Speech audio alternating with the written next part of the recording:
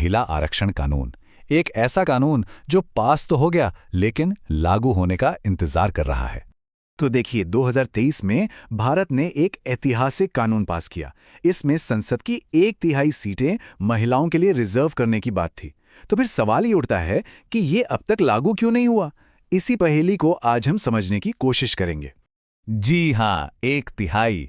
इस कानून का आधिकारिक नाम है नारी शक्ति वंदन अधिनियम, और ये सिर्फ लोकसभा ही नहीं बल्कि राज्यों की विधानसभाओं में भी 1/3 सीटें महिलाओं के लिए आरक्षित करता है। मतलब ये वाकई एक बहुत बड़ा कदम है।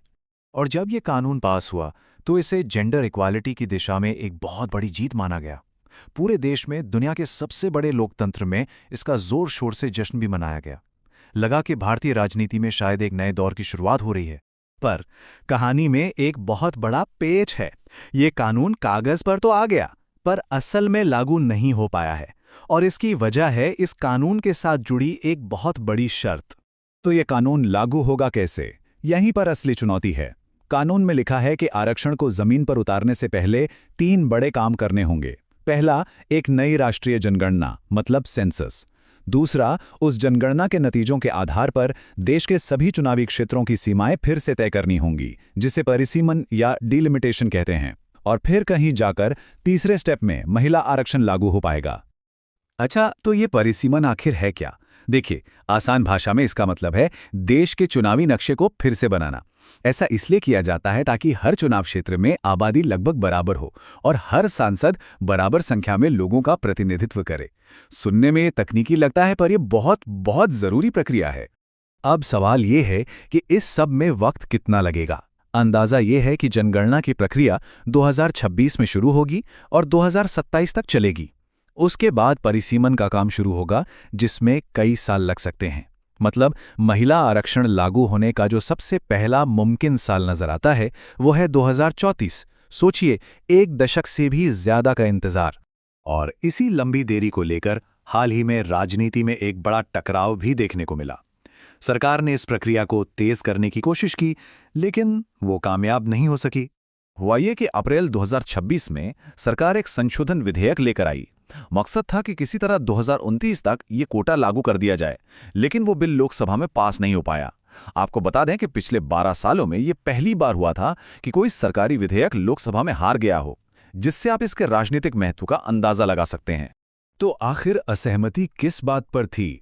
सरकार का प्लान था कि लोकसभा की सीटें 543 से बढ़ाकर 816 से ज्यादा कर दी जाएं और 2011 की पुरानी जनगणना के आधार पर ही 2029 तक आरक्षण लागू हो जाए। दूसरी तरफ विपक्ष का कहना था कि सीटें 543 ही रखी जाएं और आरक्षण को फौरन लागू किया जाए, बिना किसी नई जनगणना या परिसीमन के इंतजार के। यहीं पर एक बड़ा सवाल खड़ा होता है। अगर सरकार और विपक्ष दोनों ही महिला आरक्षण चाहते हैं, तो फिर असली समस्या क्या है? बात सिर्फ टाइमिंग की नहीं है, इसके पीछे कुछ बहुत गहरी राजनीतिक वजह छुपी हैं। असल में ये बहस सिर्फ प्रक्रिया को लेकर नहीं है, बल्कि ये भारतीय राजनीति के 2 सबसे बड़े और अनसुलझे मुद्दों की तरफ इशारा करती है। असल में 2 बड़े मुद्दे हैं जो इस कानून के रास्ते में खड़े हैं। पहला, अन्य पिछड़ा वर्ग यानी ओबीसी के लिए एक अलग से कोटे की मांग, और दूसरा, इस बात का डर कि परिसीमन की वजह से उत्तर और दक्षिण भारत के बीच राजनीतिक शक्ति का संतुलन बिगड़ जाएगा। इससे पहले कि हम आगे बढ़ें, ये समझ लेते हैं कि ओबीसी कौन है। ये उन जातियों के लिए इस्तेमाल होने वाला एक सामूहिक शब्द है जिन्हें सामाजिक और शैक्षिक तौर पर पिछड़ा माना जाता है। और यहाँ जरूरी बात यह है कि एससी और एसटी की तरह ओबीसी समुदाय के लिए संसद में कोई राजनीतिक आरक्षण नहीं है। तो पहली बड़ी रुकावट यहीं से आती है।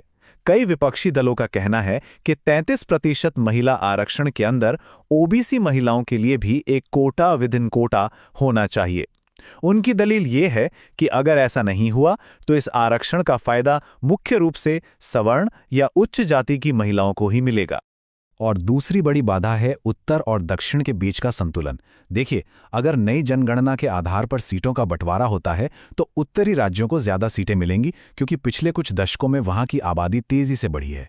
वहीं जिन दक्षिणी राज्यों ने जनसंख्या नियंत्रण पर बेहतर काम किया है, एक तरह से उन्हें इसकी सजा मिलेगी, क्योंकि संसद में उनका प्रतिनिधित्व कम हो जाएगा। दक्षिणी राज्यों का यही डर कांग्रेस सांसद शशि थरूर के इस बयान में झलकता है, जब उन्होंने कहा, परिसीमन राजनैतिक विमुद्रीकरण साबित होगा। मतलब ये कि ये उतना ही बड़ा झटका हो सकता है। तो अब सवाल ये है कि आगे क्या होगा? फिलहाल तो ये एक ऐसा वादा है जो पूरी तरह से अधर में लटका हुआ नजर आ रहा है। तो कुल मिलाके आज की स्थिति क्या है, एक नजर डालते हैं।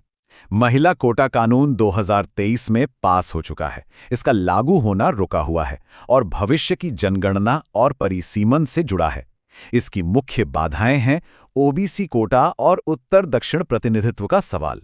और आगे का राजनीतिक रास्ता फिलहाल बंद है, क्योंकि इस पर कोई आम सहमति नहीं बन पा रही है। जब 2023 में ये बिल आया था तो प्लान बहुत सीधा और साफ लग रहा था, लेकिन जैसा कि हमने देखा, इसका रास्ता भारत की दो सबसे मुश्किल और पुरानी राजनीतिक बहसों यानी जाति और राज्यों के अधिकार में जाकर उलझ गया है।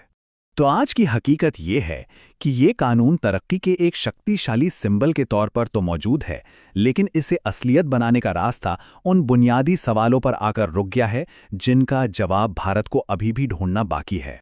और आखिर में हम इस सवाल के साथ रह जाते हैं कि इस कानून ने महिलाओं से राजनीति की मेज पर उनकी सीटों का वादा तो कर दिया है, पर सवाल ये है कि वो मेज खुद कब तैयार होगी।